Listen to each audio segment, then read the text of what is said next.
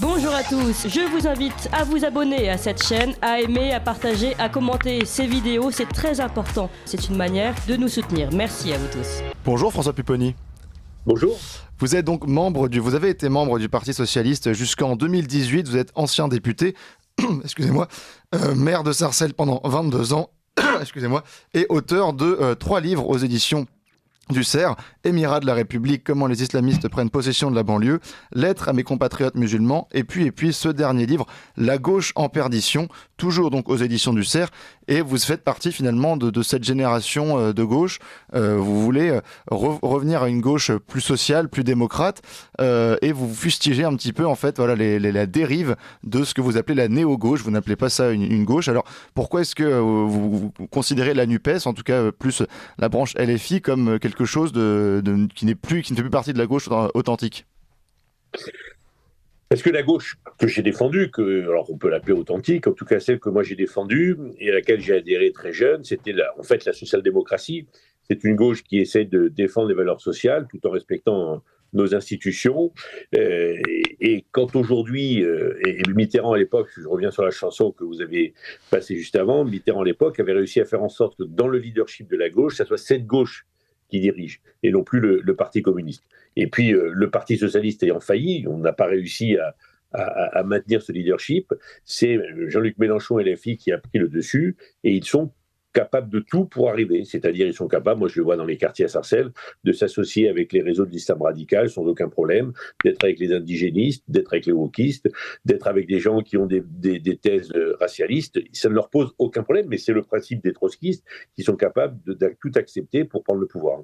Alors, et d'ailleurs, vous revenez longuement sur des perspectives historiques dans votre ouvrage, en expliquant que voilà, c'est pas la première fois que une partie de la gauche, noue avec l'autoritarisme, avec certaines dérives. Donc vous citez évidemment les accointances de certaines personnes de gauche avec évidemment Staline, les régimes autoritaires du début du XXe siècle. Et donc vous expliquez que voilà, il y a une forme une mouvance à gauche qui vaut un culte à la violence et finalement qui pense que la violence est nécessaire pour arriver à ses fins.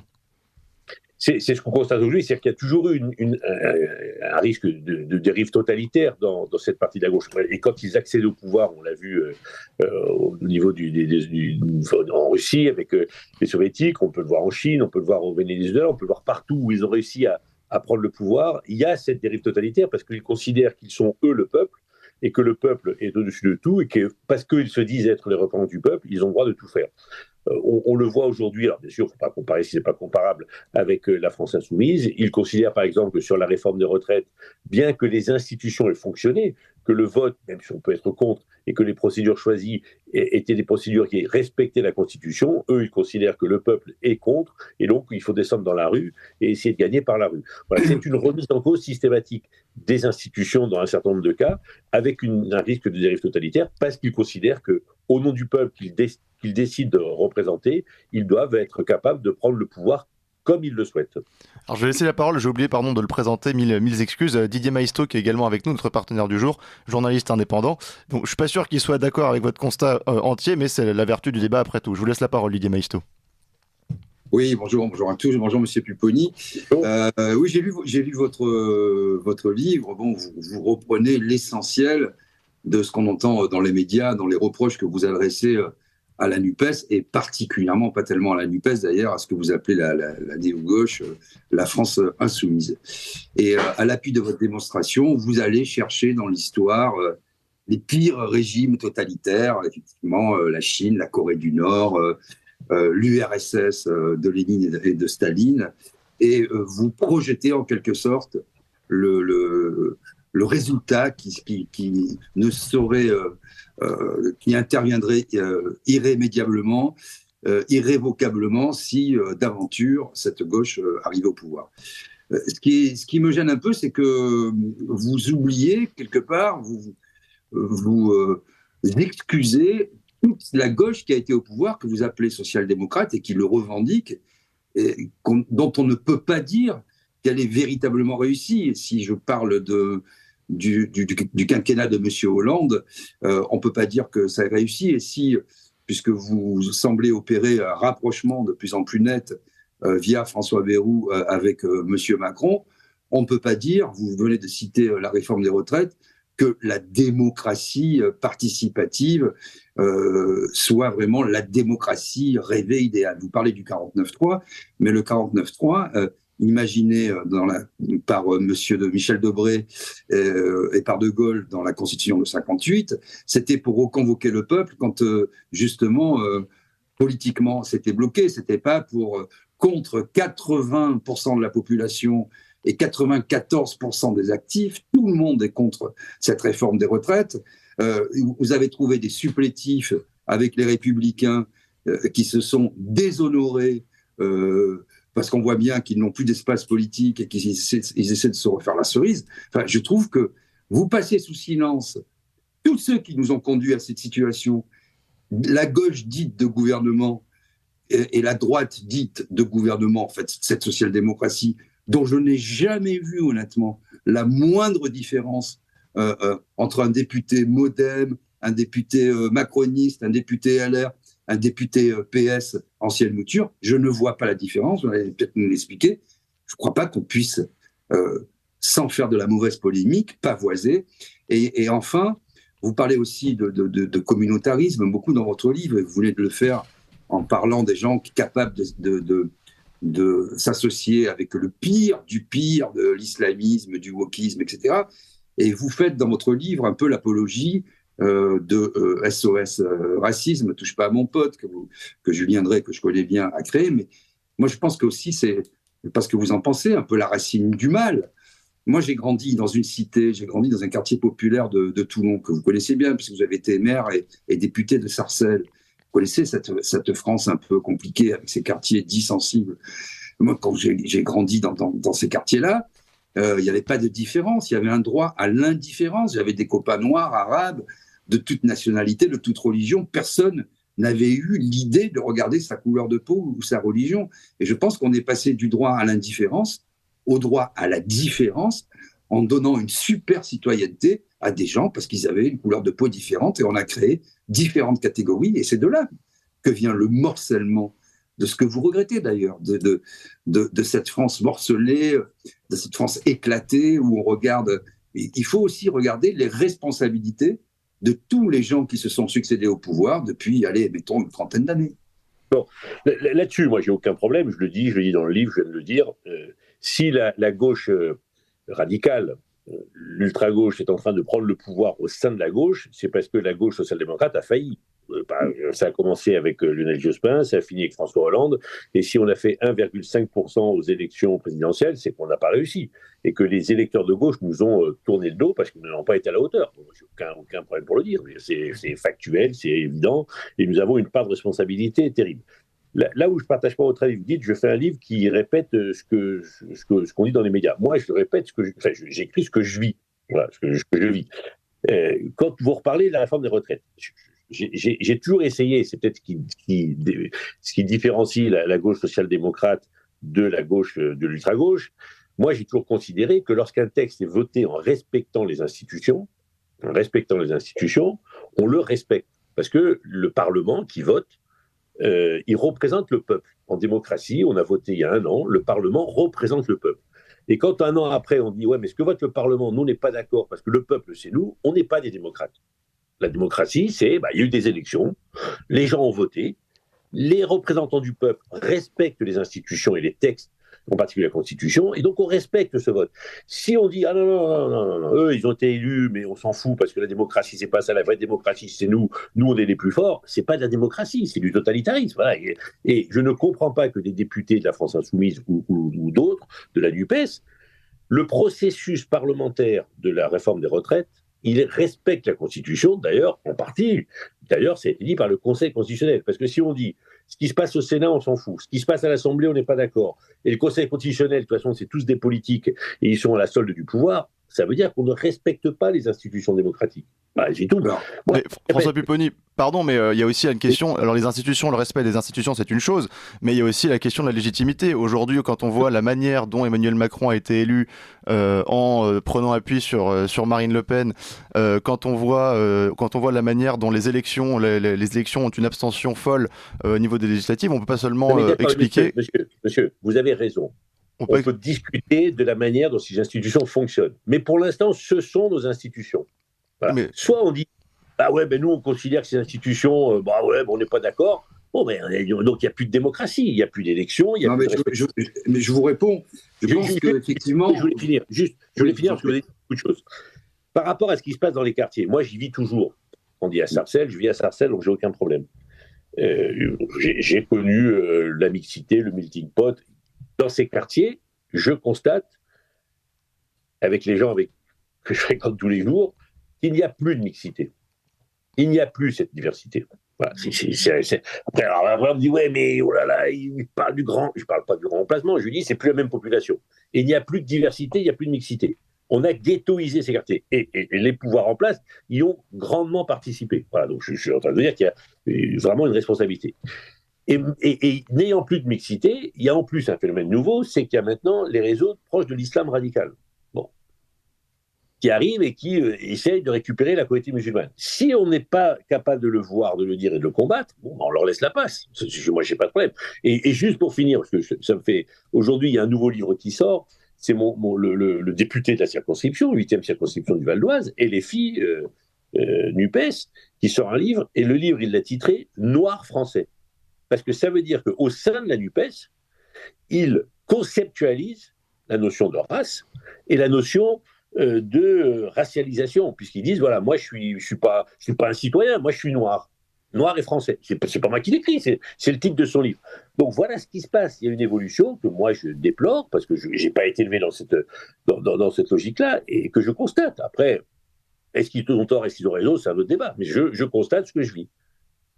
Alors, je vous réponds aussi. Alors, je suis d'accord avec vous sur le fait que la mixité, elle est de moins en moins présente, que les quartiers sont devenus de véritables ghettos et que l'islam radical, comme toujours d'ailleurs, comme tous les radicalismes hégémoniques, ils font leur nid et ne reconnaissent pas, pour beaucoup, les lois de la République. Et ça, c'est vrai que tous les gouvernements successifs ont failli sur cette question parce qu'on a abandonné des pans entiers de, je sais pas, la laïcité, la lutte contre l'islamisme aux franges les plus radicales et notamment à l'extrême droite. Et moi, j'ai toujours milité pour que notamment les forces dites sociodémocrates ou la gauche en particulier se saisissent de tous les problèmes, y compris et d'abord ceux qui font mal, ceux qui désagrègent notre tissu social.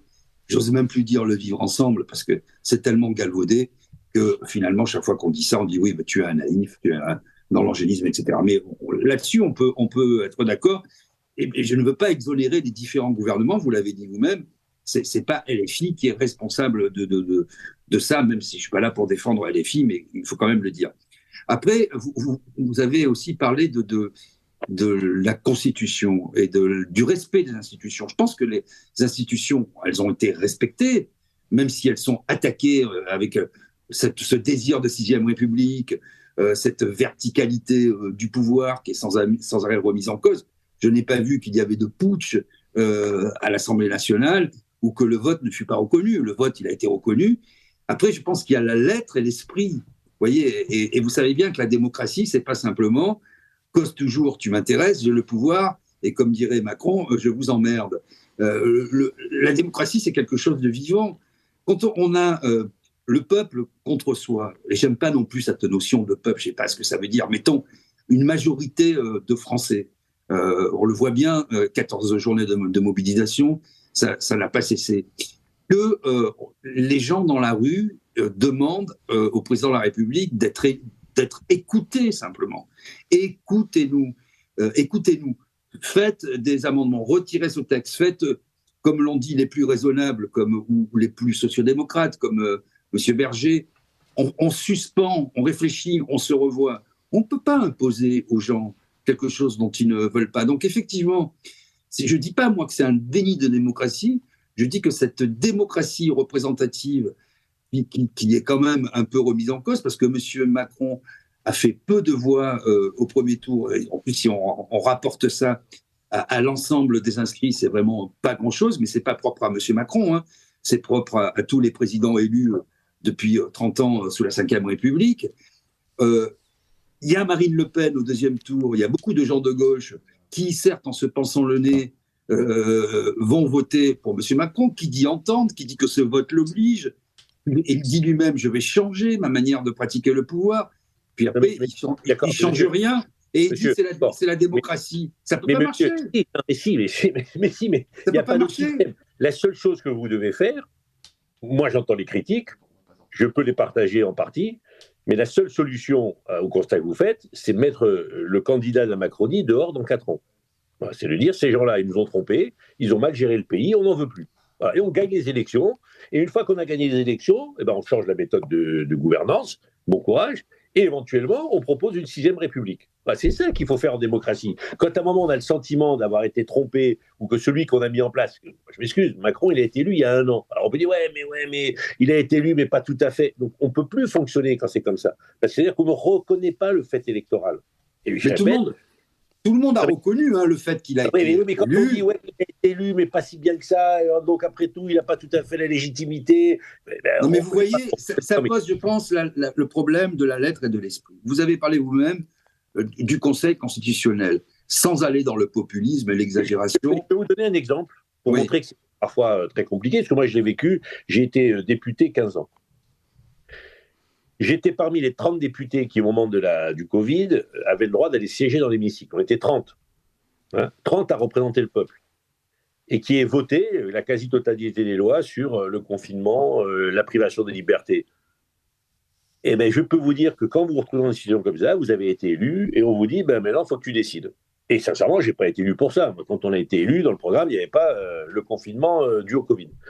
Oui, en démocratie, parfois, vous êtes dans des situations où vous prenez des décisions en votre âme et conscience, parce que vous êtes le représentant du peuple, pour essayer de bien gérer le peuple. Et je peux vous dire que quand vous votez une loi qui prive 60 millions de Français d'une certaine liberté qui les empêche de sortir, vous tremblez, parce que vous dites, est-ce que j'ai raison, est-ce que c'est bien, est-ce que c'est pas... Voilà, et voilà. Mais c'est ça, c'est comme ça aussi, à un moment, les représentants... Non, mais vous voyez, je suis d'accord, mais ce que je veux dire, c'est que dans l'opinion publique, et aussi...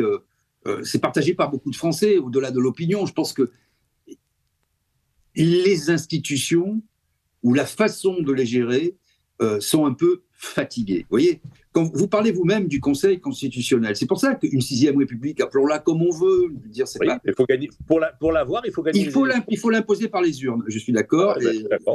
Et là-dessus, je suis Mélenchon, pas un Mélenchon, il fait 22% aux élections. Voilà. Il fait déjà plus que Mme Hidalgo. Il fait déjà plus que Mme Hidalgo. Bon. Oui. Non, mais blague à part, soyons sérieux. Finissez Diamaestro et puis ensuite on changera parce que le livre est très riche, donc on abordera d'autres sujets également. Ce qui est remis en cause, si vous voulez, c'est cette façon qui ne fait plus partie, alors bien sûr qui est facialement juste, démocratiquement juste, mais dans la pratique, elle est remise en cause. Vous parlez par exemple du Conseil constitutionnel en disant on ne reconnaît pas. Ce n'est pas que les gens ne reconnaissent pas le Conseil constitutionnel, c'est qu'on voit bien que l'institution qui a plusieurs décennies, voire siècles, est remise en cause parce que ce sont que des nominations politiques. À la limite, on se dit c'est comme ça, il y a un petit monde qui se coopte, hein, comme je dis souvent, la démocratie française est une cooptation ratifiée par un vote, mais vous avez sur 9 membres, 5 qui ne sont pas juristes, qui ont été nommés là par la grâce du pouvoir, qui prétendent comme ça dire qui sont le dernier recours. Vous voyez, ça pose, je pense, un problème de représentativité. Et je rajoute aussi que l'histoire constitutionnelle, dans l'histoire constitutionnelle, le Conseil constitutionnel n'avait pas du tout ce rôle originel à la base et qu'il se l'est arrogé par des jurisprudences. Non mais attendez, messieurs, il y a un truc que je ne comprends pas. Vous critiquez, je peux le comprendre, les institutions de la Ve République. Je n'ai pas de problème. Pendant la campagne électorale, le seul candidat qui a parlé du Ve République, c'est Jean-Luc Mélenchon. Aucun des autres présidentiels n'a remis en cause les institutions. Et 78% des Français ont voté pour les candidats qui ne remettent pas en cause la Ve République. Et vous dites, Ouais, mais bon, non, mais ça, c'est. Ouais, mais non, mais là, il faut que ça change. Mais oui, d'accord, mais les Français, quand ils votent, ils disent nous, ces institutions, on ne veut pas les remettre en cause. Parce que sinon, ils voteraient pour des candidats qui les remettent en cause. C'est un peu facile. Alors là, vous allez un peu facile. Mais vous allez un peu vite en besogne. Non, mais attendez, monsieur la démocratie. Pourquoi les candidats. Non, mais là, vous faites un syllogisme. Vous faites un syllogisme. Parce que si monsieur. Alors, on peut refaire. Si on met Paris en bouteille. Mais c'est passé à très peu de choses, à quelques. Non, monsieur. Attendez. Je vous réponds. Si M. Mélenchon avait été au deuxième tour, vous auriez dit 78% des gens veulent remettre en cause. Vous voyez, dans les programmes électoraux.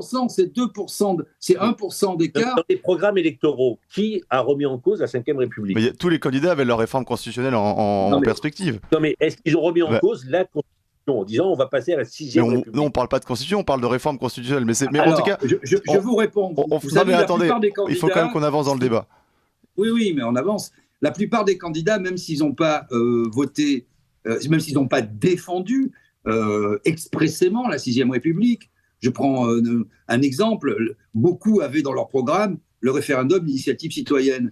Si vous mettez, ou la révocation des élus, ça c'est uniquement l'avenir en commun. Mais le RIC, si vous adoptez le RIC, c'est une remise en cause fondamentale, cruciale et essentielle de la Ve République. Vous voyez ? Donc, ce n'est pas parce qu'il n'y avait pas le logo 6e République ou l'expression consacrée 6e République que la plupart des candidats, de gauche comme de droite d'ailleurs, voire d'extrême droite, ne remettaient pas en cause ce système majoritaire, ce régime, en fait, hyper présidentielle, surtout depuis l'inversion du calendrier. Avec une... donc on considère qu'en fait les élections, elles ne servent plus à grand chose, parce que les programmes ne disent pas ce qu'ils pensent, et qu'on vote mais on ne vote pas. Je n'ai pas dit ça. Je n'ai pas dit ça. Si on n'accepte pas qu'il y a eu des élections il y a 1 an, et qu'il faut quand même, dans l'état où est le pays, en grande difficulté économique, sociale, y compris démocratique et au rapport aux institutions, et qu'il faut essayer de garder la base et garder les fondamentaux, voilà, on met tout ça en danger. Et quand vous dites tout à l'heure que la LFI a respecté le vote maintenant, la LFI, moi je les ai entendus dire, on a perdu dans l'hémicycle, on gagnera dans la rue. Donc ça veut dire qu'à un moment, ils ne reconnaissent même pas le vote. Voilà. Et c'est ça qui me pose un problème. Après, sur le fond, on peut bien sûr en discuter. Mais dans un pays qui est en difficulté comme le nôtre, je pense qu'il y a des choses qu'on peut faire ou qu'on ne peut pas faire. Et critiquer et taper systématiquement sur le fait majoritaire, le fait électoral, le fait démocratique, ça met en cause les institutions et donc ça entraîne des risques qui peuvent être dangereux pour le pays. C'est ce que je pense vraiment sincèrement. Alors, on va continuer. Voilà, Didier Maistre, répondez. Non, parce qu'il faut quand même, il y a beaucoup de sujets à aborder. Et puis, donc, en plus, il va bientôt avoir un point sur les informations. Mais il y a vraiment un problème dans ce livre, François Pupponi. C'est est-ce que, enfin, une question en tout cas que je me pose, c'est est-ce que cette gauche, voilà, dont vous dénoncez les dérives aujourd'hui, le wokisme, l'islamisation, est-ce que c'était pas finalement, malheureusement, presque inéluctable qu'elle finisse par remplacer la gauche social-démocrate, puisque finalement, la gauche social-démocrate, voilà, vous l'avez dit, a posé presque tous les fondements en fait de cette néo-gauche. Vous parlez d'SOS racisme, vous dites que vous êtes ami avec Julien Drey. Malheureusement, d'ailleurs, vous fustigez le terme d'islamophobie dans le livre en disant que c'est aujourd'hui utilisé comme une forme de chantage, mais le terme islamophobie a été mis en place à l'époque par toutes ces sphères intellectuelles-là qui considéraient qu'il fallait justement donner plus de droits aux minorités. Donc, est-ce qu'il n'y a pas aussi un problème de quelque part, je ne vais pas reprendre la citation facile de Bossuet qui dit que Dieu se rit des personnes qui fustigent les effets dont ils chérissent les causes, mais il y a de ça un peu dans ce livre aussi. Je vous laisse... Nous, on n'a jamais dit qu'il fallait donner plus de droits aux minorités. Oui. On a toujours dit que ce pays, qui est le pays de l'entre-soi, a mal géré son immigration, fait venir des populations, en particulier de l'hémisphère sud, et les a ghettoisées dans les quartiers. Et que ça, c'est la France qui l'a fait. Alors, on va y revenir juste après. Et mettre les gens dans les quartiers en disant « Restez à votre place, on ne veut pas vous entendre et on ne veut pas vous voir », ça n'a pas été digne pour la France ni pour la République. Et qu'à un moment, il fallait dire, on a dit, avec les SOS racisme, ces gens-là, ils existent, il faut peut-être un peu les respecter. François Pupponi, vous allez pouvoir poursuivre votre propos, mais tout de suite, il est 9h et on est sur ligne droite, on fait un point sur les informations avec Emmanuel Noël. Ligne droite.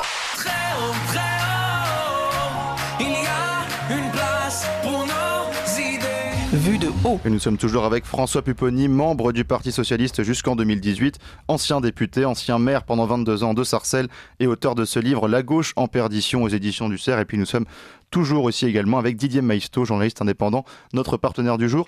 François Pupponi, je vous ai coupé pour évoquer votre modèle d'intégration pour l'immigration. Je vous laisse continuer. Oui, donc on disait, nous, c'était pas donner des droits aux minorités, c'était de dire arrêtons de ghettoiser, de mettre ces gens à l'extérieur. Le problème, ce qui est sûr, c'est que des choses ont été faites. Moi, j'ai été président de l'ANRU pendant quelques années, donc on a fait des choses, la République a fait des choses. Ce qu'elle n'a pas été capable, c'est de mettre en place une barrière idéologique pour éviter que l'islam radical, qui était obligé d'arriver, ça arrive dans le monde entier, donc il n'y a aucune raison qu'il n'arrive pas dans ces quartiers, arrive et petit à petit gagne de la place. Ça, la gauche, pour le coup, la gauche social-démocrate, moi, je constate qu'elle n'a pas été capable. Et j'ai eu beaucoup de mal durant toutes mes années de mandat électoral de convaincre au plus haut niveau de l'État les responsables de cette gauche-là qu'il fallait agir. Voilà, et on était taxés, par exemple avec Manuel Valls, effectivement, parfois un peu d'islamophobes, de gens qui étaient dans le déni, d'extrême droite, de tout ce qu'on veut. Bon, voilà, ça c'est une réalité. Elle n'a pas vu venir, elle n'a pas su réagir. Certains ont laissé faire parce qu'il y avait une espèce de complaisance et de complicité. Et aujourd'hui, on en est là où on en est dans ces quartiers. Et concrètement, parce qu'il y a aussi, vous parlez de la politique dans l'ordre qualitatif, mais il y a aussi, à un moment donné, aussi un problème d'ordre quantitatif, c'est-à-dire que vous êtes aujourd'hui, même vous le premier, à reconnaître qu'il y a un problème il y a même plus de mixité sociale dans ces quartiers, puisque voilà, plus aucune population, on va dire, même si le terme peut vous choquer, mais française de souche qui existe. Donc comment est-ce qu'on peut aussi intégrer des gens en les faisant venir par centaines de milliers tous les ans? C'est aussi, ça pose quand même un problème, ne serait-ce que pour eux, pour le bordel de s'intégrer, parce que leur premier réflexe, et ils auront tout le droit du monde de le faire, ça va être de se rapprocher des gens qui connaissent déjà, donc qui sont proches de leur culture. C'est pire que ça. C'est qu'il y a deux choses. Il y a l'immigration légale, l'immigration clandestine. L'immigration légale, effectivement, quand des gens arrivent de l'extérieur, où leur attribue-t-on un logement, là où il y a des gens qui sont arrivés de l'extérieur. Et c'est les politiques des préfectures, de l'État et des bailleurs sociaux. Moi, je l'ai vu à Sarcelles. Mais pourquoi? Mais parce que comme vous dites, le français d'origine, le français de souche, je ne sais pas comment on l'appelle, il n'a pas envie de se mélanger. Donc, l'État, il dit, moi, je n'ai pas envie que ces gens-là, ils soient avec mes enfants, ils soient dans mon quartier, donc je les mets ailleurs. Mais la politique de peuplement de ces territoires, c'est une politique d'État. C'est Manuel Valls qui avait appelé ça, c'est une politique d'apartheid. Oui, la France l'a fait. Et on a cru que ça allait fonctionner. Non, ça ne fonctionne pas. Voilà, parce qu'à un moment, il y a des gens qui arrivent et qui disent aux habitants de ces quartiers, rebellez-vous, et c'est parce que vous êtes de la mauvaise couleur de peau ou de la mauvaise religion qu'on vous fait ça. Donc, battez-vous. Et voilà, oui, bien sûr que moi, j'ai constaté que cette politique de peuplement, je répète, Manuel Valls avait parlé de politique d'apartheid et je partageais son avis, a été organisée. Oui, c'est une réalité. Didier Maisto. Oui, je salue votre honnêteté intellectuelle dans le fait de reconnaître cet état de fait, parce qu'effectivement, ça ne peut pas fonctionner quand on parque des populations, et c'était, en plus, au-delà, je dirais, du rôle de l'État, des bailleurs sociaux, des mairies, etc., c'était un peu une idéologie. On allait faire des cités sans arbres, des grandes barres, que ce soit à Toulon ou à Nice, à Marseille, à Lyon, à Vaux-en-Velin, en région parisienne, à Sarcelles, à Vaux-en-Velin, partout, à Gennevilliers, etc. Et on allait dire, voilà, les gens vont être heureux, on va leur mettre une pharmacie, un bar-tabac, il y a 40 nationalités, et puis ils vont être heureux, et c'est l'État français qui fait quelque chose. Et on a ghettoisé, effectivement, et on a mis à l'écart. Et aujourd'hui, je ne sais pas comment il faut quand même préciser, pardon, mais dans les années, alors ça, vous parlez des politiques des années 80-90, mais dans les années 70, ces HLM étaient des logements extrêmement salubres avec des classes moyennes, et c'était c'était attractif pour les gens d'y aller. Donc il n'y a pas seulement l'idée de la politique urbaine des immigrés qu'on a parqués. Ces gens-là ont quand même vivent dans des endroits qui étaient auparavant très pacifiques et très peuplés par des gens, des Français de touche qui étaient très contents d'y aller. Oui, justement, c'est pour ça que j'ai une petite différence avec. Au début, ce qui a été prévu, et Sarcelles était la première des villes nouvelles, c'était de créer la ville idéale de l'an 2000. Bon. Et après, on a créé officiellement les villes nouvelles, qui sont plutôt des grandes réussites au niveau architectural, urbanistique, ça fonctionne bien. Ce qui a fauté, et là où l'État a fauté, c'est pas sur la conception urbaine. parce que sincèrement, à part certains grands ensembles qui ont été mal réalisés, mais les villes nouvelles, par exemple, on parle de Sarcelles, c'était plutôt bien pensé, bien réalisé. Là où l'État a failli, c'est sur la politique de peuplement. C'est qu'au début, moi j'ai grandi à Sarcelles, il y avait de la mixité, y compris de la mixité d'origine, il y avait de la mixité sociale, parce que c'était le principe. Mais quand, au fil du temps, les classes moyennes partaient, on ne les remplaçait que par des populations en fragilité issues de l'immigration. Voilà. C'est là où ça a failli. C'est que l'État n'a pas été, et l'État, les bailleurs et certaines municipalités, vous avez tout à fait raison, ça a été dit, n'ont pas été capables de maintenir cette ambition de mixité. Et à un moment, vous savez, moi j'ai vu dans une tour où il y avait de la mixité d'origine, quand systématiquement l'appartement se vidait, on mettait une population issue de tel pays d'Afrique, par exemple, ce qui ne me pose à moi aucun problème. Le breton d'à côté disait c'est plus pour moi, je m'en vais. Et on a remplacé la population. Certains ont conceptualisé le grand remplacement, mais dans ces quartiers, on a remplacé les populations d'origine où il y avait de la mixité, y compris de la mixité d'origine, par une ghettoisation. Mais ça, moi, je l'ai vécu et ça a été organisé. Et c'est là où le bât blesse, c'est sur la politique de peuplement. C'est pas tellement sur la politique urbaine. Même s'il y a des échecs dans les grands ensembles, je ne suis pas en train de dire le... Je voudrais revenir, lui, parce qu'on n'a plus beaucoup de temps, à un autre sujet aussi qui m'a interpellé dans votre livre, c'est votre rapport à la nation, parce que vous expliquez, d'ailleurs, vous avez raison de le dire, que la gauche a inventé la nation, et c'est une formidable invention, et que vous réclamez toujours de cette nation, mais en même temps, vous réclamez du projet européen, de Jacques Delors, de Michel Rocard, et de François Mitterrand, sur cette perspective européenne. Et donc, j'ai envie de dire, quelle est votre conception de la nation, puisque si une nation n'est pas souveraine, elle n'a pas un énorme intérêt. Et aujourd'hui, le projet européen consiste quand même énormément à retirer la souveraineté à l'État français. Donc comment est-ce que vous arrivez-vous à concilier ces deux appartenances ? La notion de nation, c'est qu'à un moment, quelles que soient nos origines, notre culture, éventuellement notre religion ou notre non-religion, on est capable d'être ensemble pour faire nation. La conception de la nation, c'était ça. C'est-à-dire comment on est capable de se réunir pour travailler sur un projet commun qui s'appelle la nation, pour évoluer dans un projet commun. Après, moi je suis tout à fait conscient qu'aujourd'hui, une nation, et la France seule ne peut plus y arriver. Donc il faut, entre guillemets, peut-être aussi, quelque part, s'associer, c'est le principe de l'Europe, avec d'autres pour évoluer. Alors après, est-ce que ça évolue bien ou mal ? Ça aussi, c'est des critiques qui sont justifiées. Est-ce que c'est suffisamment... est-ce qu'on prend suffisamment en compte les problématiques du peuple ? On voit bien qu'il y a aussi des difficultés. Mais le fait d'être ensemble...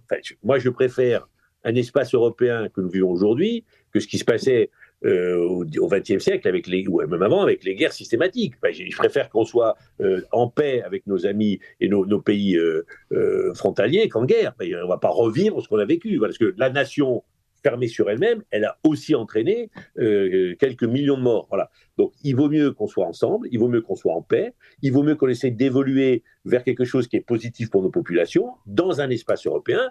Après, il faut effectivement mettre plus de démocratie, plus de respect, faire évoluer tout ça. Mais il n'y a pas d'incompatibilité entre une nation, qui est la France, et de vivre en paix avec ses voisins plutôt que de vivre en guerre. Là, on ne parle pas seulement de vivre en paix, on parle de créer une instance politique supranationale qui dépasse justement la démocratie des peuples. Donc, il faut choisir aussi à un moment donné entre est-ce que la souveraineté appartient au peuple français ou alors elle appartient à l'Europe.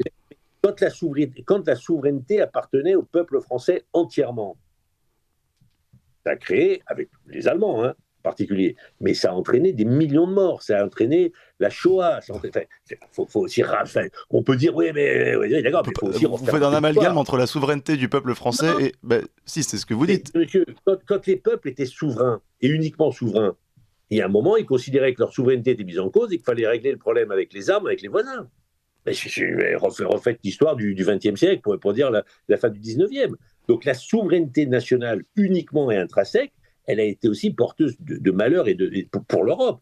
Et moi, je préfère, tout en gardant notre souveraineté, mais une Europe qui a permis la paix pendant tout ça. Et on voit ce qui se passe entre l'Ukraine et la Russie aujourd'hui. Je pense que ça, on peut être d'accord sur le constat, que cette idée européenne qui est venue de la guerre, elle a permis pendant plus de 60 ans de faire... Alors justement, c'est intéressant. Didier Maistre, dernière question, et puis on clôturera l'émission ensuite avec la réponse de M. Pupponi. Un débat, une question d'ailleurs, mais c'est intéressant de voir, justement, vous parlez de la guerre en Ukraine.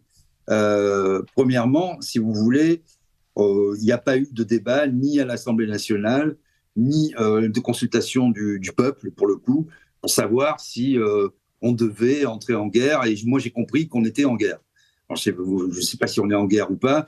En tout cas, on est co-belligérants et on fournit des armes à l'Ukraine par le biais de Madame van der Leyen, qui, après avoir été un grand laboratoire, puisqu'elle a décidé de la politique sanitaire à l'échelle de l'Europe, aujourd'hui, elle décide de qui il faut armer et comment, etc. Il n'y a pas eu de débat, premièrement. Deuxièmement, je trouve que l'Europe, politiquement, militairement, ça reste un nain.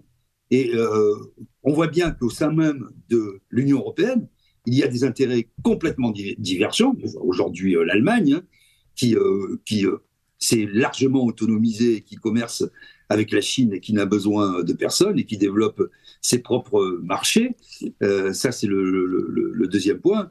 Et moi, ça me pose quand même un problème de voir que nul n'est consulté, qu'on ne sait pas si on est vraiment... Alors, j'entends ce que vous dites, hein, sur les nationalismes qui ont conduit à des guerres, etc. Mais aujourd'hui, qui a des propositions de paix? Après, on peut discuter, c'est Lula, c'est Xi Jinping.